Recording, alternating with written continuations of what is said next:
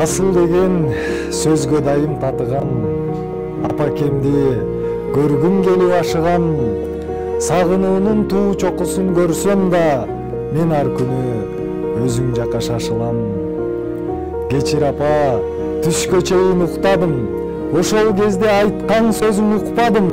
Балам деген сырдуу оюң байкабай басып жүргөн ар кай жерде буттарым.